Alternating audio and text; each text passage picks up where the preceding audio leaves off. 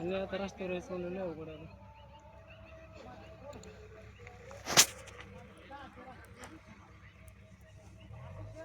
ह्याची रानची सोय नाही केली का? ते साहेब आले ना ते आहेत का ते आहेत का?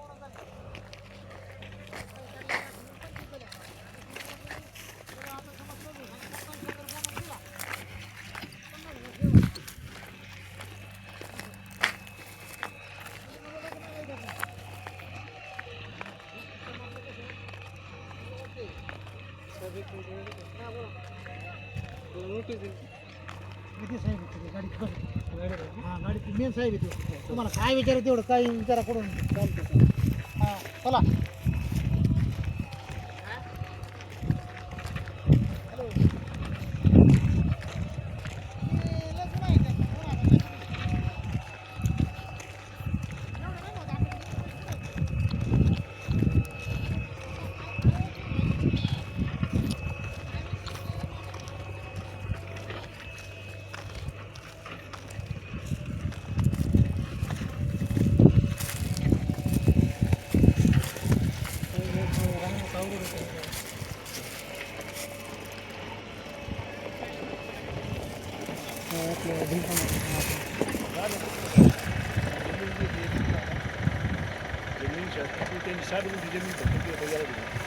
मला नोटीस दिलं का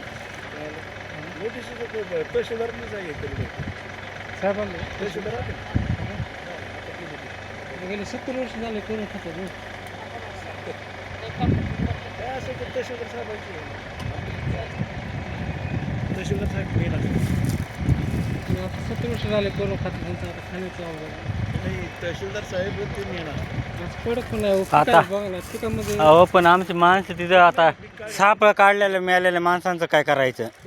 सापळं काढल्यावर काय करायचं मेलेल्या माणसांचं आता? मुलगी आणि बहीणच ना हा मुलगी आणि बहीण. हे आमचं काम नसतं तहसीलदार साहेबांना तुम्ही भेटा महसूलचं काम हे जमिनी देणं घेणं हे सगळं तहसीलदार आता माणसं सापळं काढल्यावर त्याचं सापळ्याचं करायचं काय? तहसीलदार साहेबाला तुम्ही भेटा तुम्ही जा तहसीलदार साहेब आहेत तहसीलदार.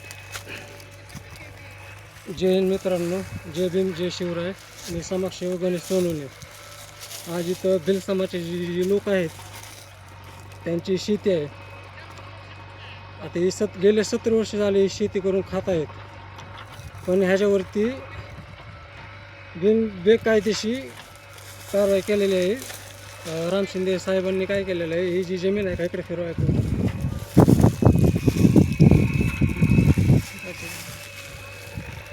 ह्या जमिनीवरती त्यांनी JCB चालवलेला आहे आणि जे यांचे तुरीचं पीक आहे बघा ते आता तुरीचं पीक काढलेलं आहे त्यांनी त्याच्यावर आता ही मोडून काढणार आहे समजा. आता हे गेले 70 वर्ष झाले ही जमीन करून खात आहेत आणि न नोटीस देता याच्यावरती JCB चालवलेला आहे. त्यांनी नोटीस देऊन ह्यांना सूचना देऊन त्यांची राहण्याची व्यवस्था करून किंवा ह्यांना दुसऱ्या जागी त्यांना जागा देऊन त्याच्यानंतर ह्यांनी असं कारवाई केली असतं तर काय वाटलं नसतं पण यांनी न काय करता ह्यांना बेघर करून टाकलेलं आहे. आता आम्ही तिकडं यांच्या भिल समाजाचे जे आहेत ना जे लोक त्यांच्याकडे जाणार आहेत. चला तिकडे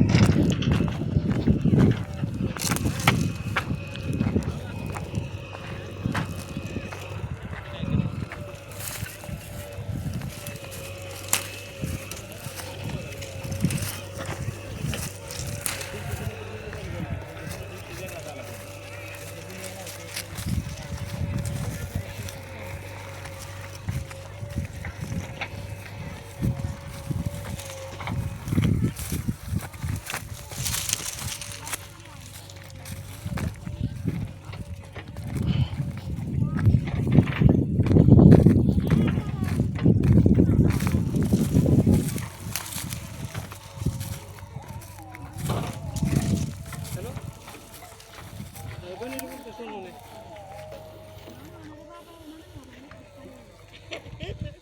काय आता झालं आता ते प्यायला त्यांना बोललं ते तहसीलदार कोणा सांगते तहसीलदार त्यांनी नोटीस दिलेली नाही काय नाही.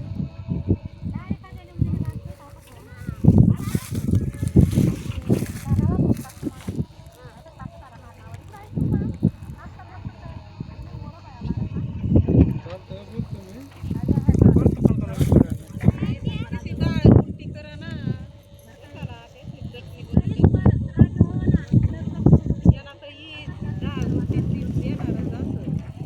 तहसीलदार आलता की इथं?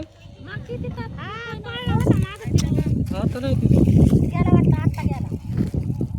ते पियाला बोललो पिया म्हणलं तहसीलदार आलता इथं तर त्यांनी तुम्हाला नोटीस दिलं नाही.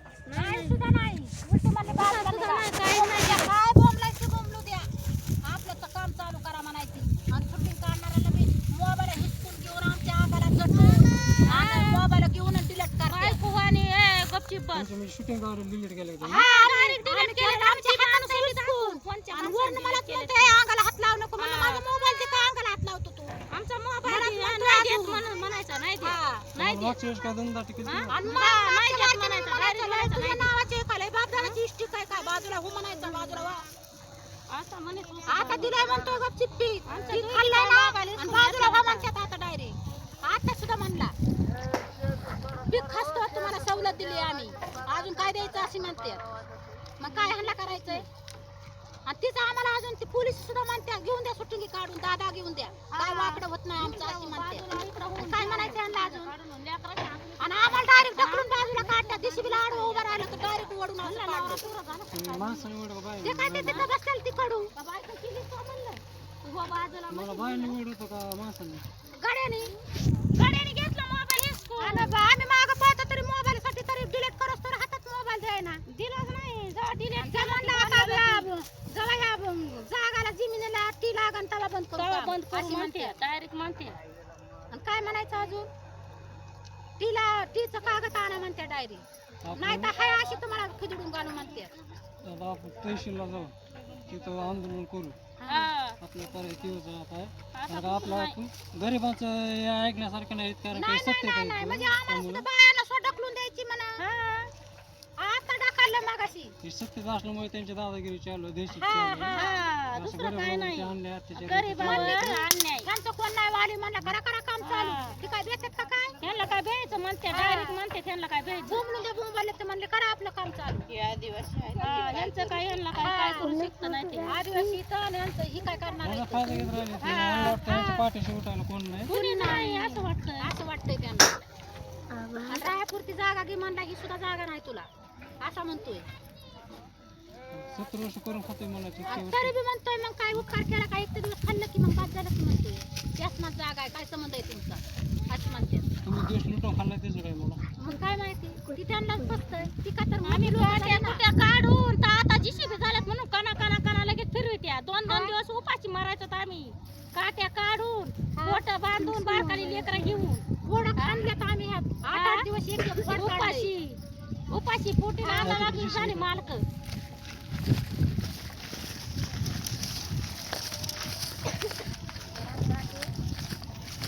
तिथं त्या पोरींला पोरल्याला तिथं चला आणि तिथं उभा राहा त्या साप निघाल्यावर शूटिंग काढायला.